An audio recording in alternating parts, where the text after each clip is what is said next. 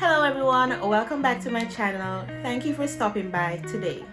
To all those who have subscribed, a big thank you. To those who have viewed my previous videos, a big thank you.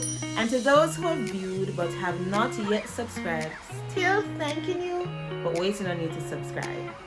Today I'm going to be doing part 2 of my experience of being sexually abused at the age of 4.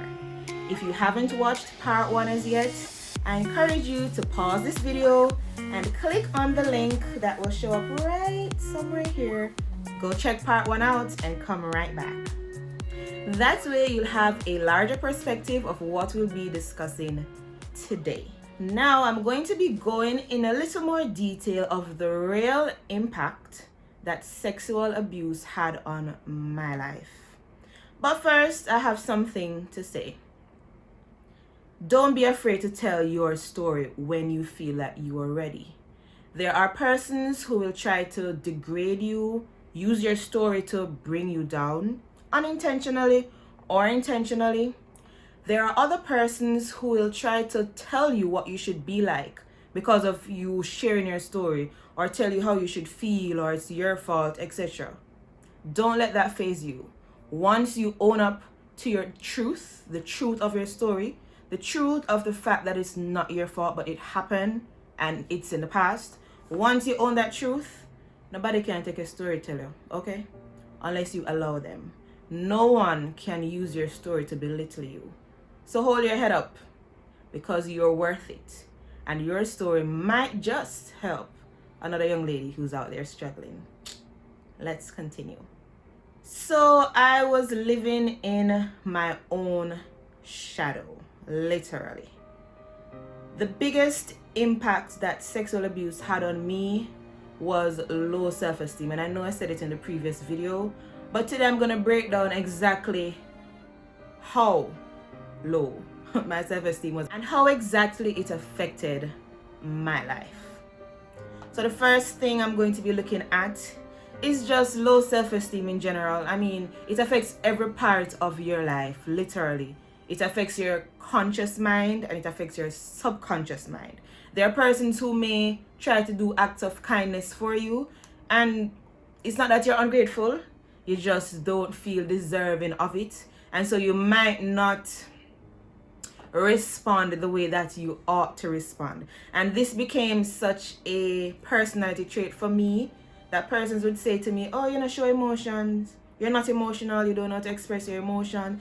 And let me be very honest with you, even though I have gotten over the experience of being abused, sometimes these little things linger. So because it was in my psyche, it was a way of life for me to just not express emotions openly and willingly and freely, it became engraved in my personality traits, to the point where, I'm going to give you an example. When I got married, a very special person near and dear to my heart, she could not make it to my wedding because she was overseas due to family emergencies. And so her way of making it up to me, and I think she would have done it regardless, is she surprised me with a gift voucher for a one-night stay at a hotel. She did this because she knew that the plans were, the day we got married, we wouldn't go to the honeymoon that night, but the following day, because it was in the Grill, it's a long drive. And the wedding was an evening wedding, so she was saying, you shouldn't go back home that night, and family and friends are there, and you know. But because of budget and stuff, I decided we'd just go home and then leave early the next morning.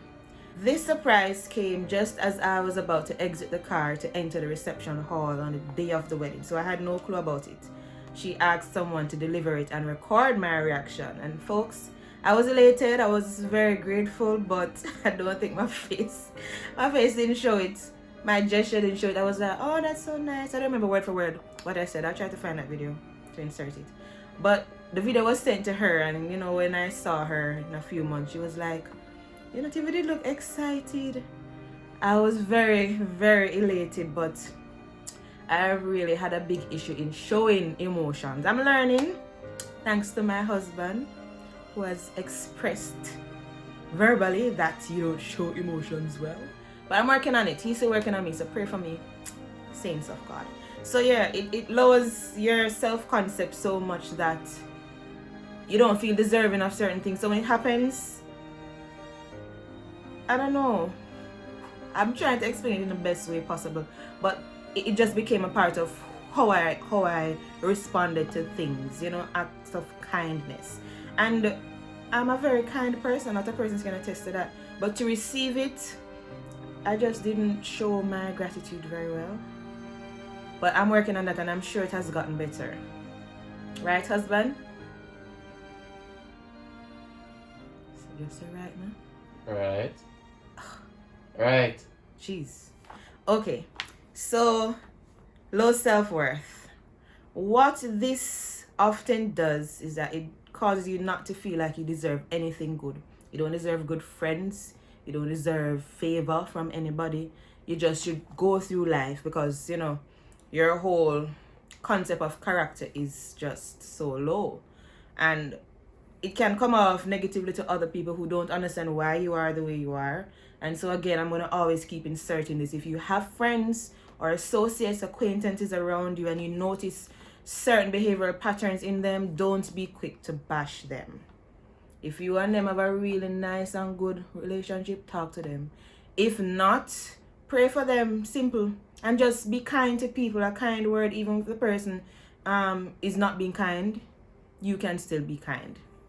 All right? Because it's very deep-rooted. It's hard to deal with, especially for those who are yet to verbally express to someone that, hey, this thing happened to me and I'm struggling. You keep it all bottled up and pressure bust pipe. Yeah? Some of the pipe them slow leak, some of them explode, but pressure bust pipe. So, the next thing, anxiety. About some very minuscule things. That's how bad it was for me. And I'm not going to go too deep in this because I gave an example in part 1 where a pen could fall on the floor and I just have an anxiety attack. I remember the first year I was at university. You know, like a country girl, come at town, yes, do our little work.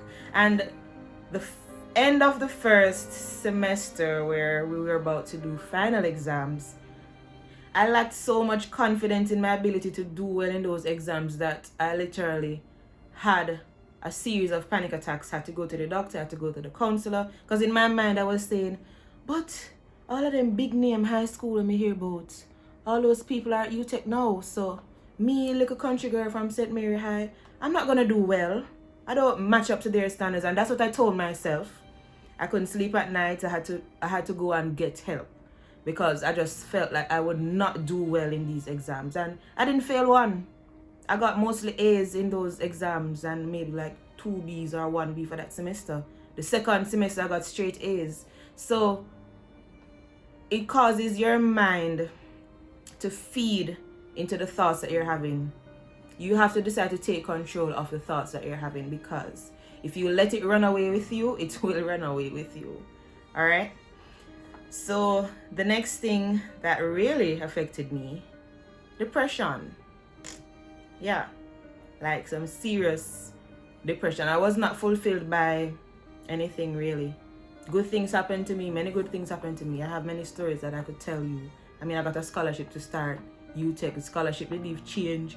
The change rolled over and brought me on work and travel for the first year. And every year after that, it was work and travel. So I don't owe student loan. And I mean, I could go on and on and on. But I just didn't feel fulfilled by all these many achievements because I was just depressed. And I don't know, I hid it so well. It's not a good thing. It's really not.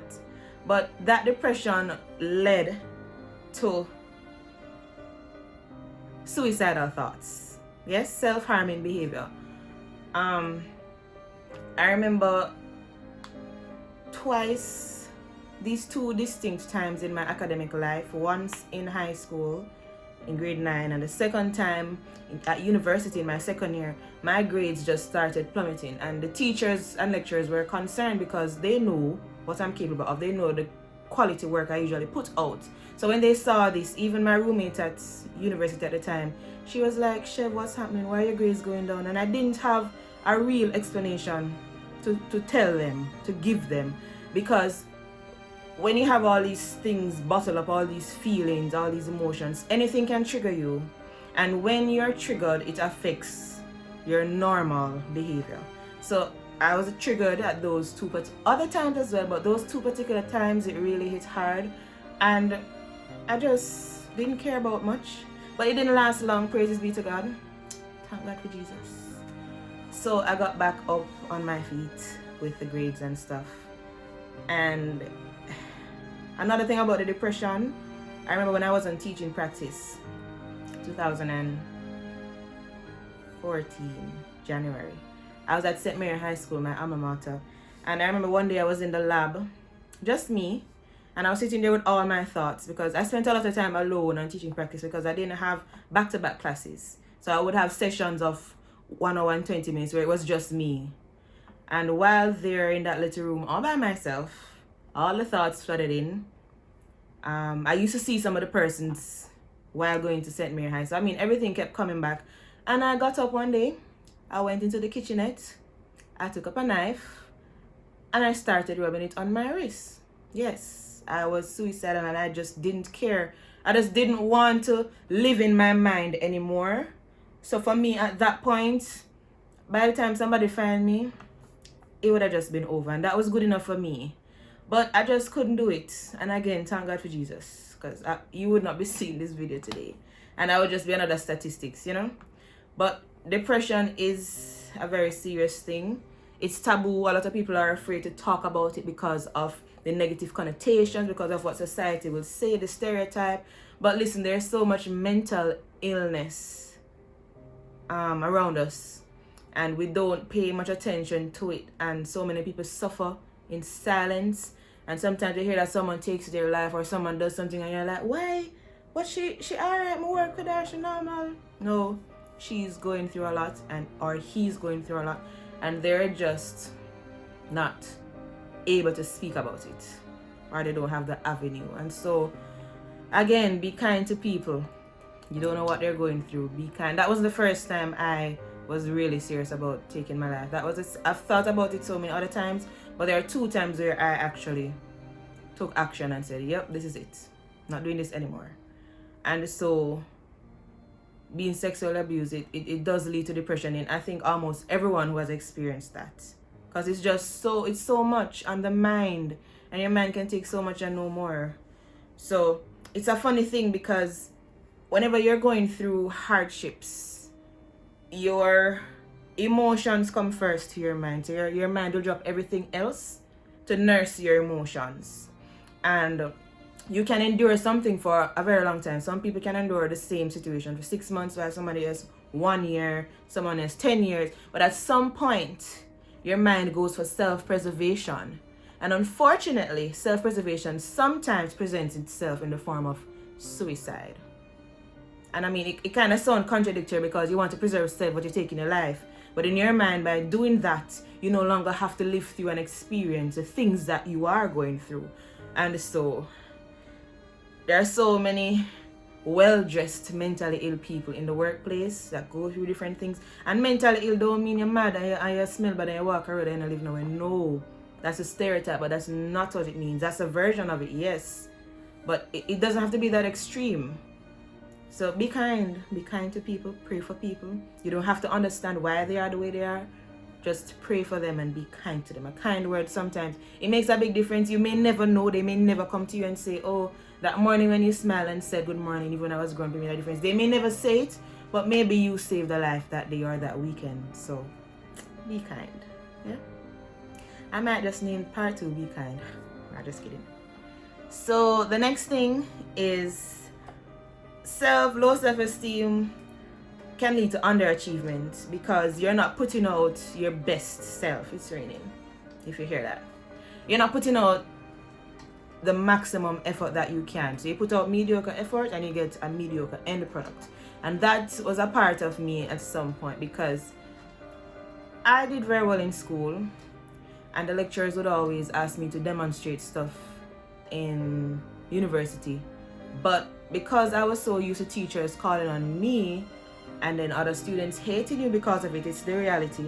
At one point, I just stopped. I just said, I don't know, I can't do it. No, I don't know. No, I never did it. No. And the teacher was like, why is it that every time I call you to demonstrate something that I know you can do, because you've completed yours, you say no, you can't do it? And I just told them, I just don't want to do it. And so my performance dropped. I think that was in the same time in second year university that my performance dropped, because I was just tired of being in the spotlight. So I put out mediocre effort, and therefore I ended up with a mediocre result. But these occurrences or spasms in my life, they weren't long stretch. They weren't stretched over a long period of time. So it happened maybe a month of it, and then it stopped, and maybe 2 months down, somewhere down along the line, then it stopped, and it was a cycle. So even though it wasn't 1 year straight, it was so prominent that it did have an impact on my personal traits and how I responded to people. In general, having low self-esteem, it's like a roadblock in your life, literally. It's like putting on a pair of glasses that you see everything through, and it's not 20/20 vision with that pair of glasses. It's more like being blurred. It's biased. It's less than reality. It's a robber. It's a thief, and it is not you. So don't believe what you're seeing through that pair of glasses. It's not you. So again, hold your head up. Talk to someone if you can. Send me a private message. Since the last video, a number of persons have. And you'd be surprised how many people walking around each day have the same experience and they have not told anyone yet. Don't believe that pair of glasses called low self-esteem. It is not you. Until next time, live on purpose. Shalom. Thank you for watching. Thank you for taking the time to listen to all that I've had to say. I look forward to you tuning in for part 3 as we keep it moving in trying to build up our sisters and brothers who have experienced sexual abuse. Don't forget to like this video, click on the notification bell, subscribe, and share it with a friend. Bye.